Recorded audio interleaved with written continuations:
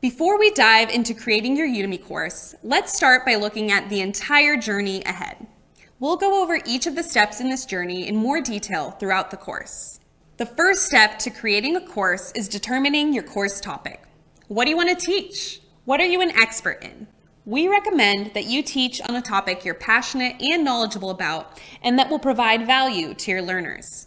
We'll cover some tips for choosing your topic later in this course. Once you've determined your topic, the next step is to plan your content. This involves empathizing with your ideal learners and what outcomes or learning objectives you want them to have from taking your course. You'll then plan the activities and assessments you want to include in your course to help your learners achieve the learning objectives and create an outline or blueprint for your course structure. Lastly, in the planning stage, you'll script or write talking points for your videos and research and procure any tools and software you'll need for recording. Next, you'll move into the production stage, where you'll record and edit your videos and create practice activities, assessments, and additional resources. Udemy requires that all courses have at least 30 minutes of video content and are recorded in high definition with audio that's free from distracting noises.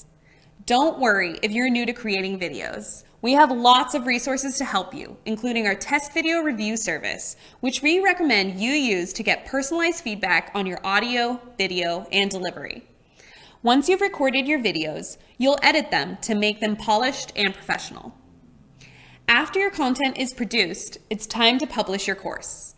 You'll upload all of your videos, activities, assessments, and other content onto Udemy and create your course landing page, which lets learners know what your course is about and what they'll learn. Before submitting your course, you'll set your price. You can offer your course for free if it's less than 2 hours long, select your favorite lectures to give learners a preview, and write automated messages for learners who enroll in and complete your course.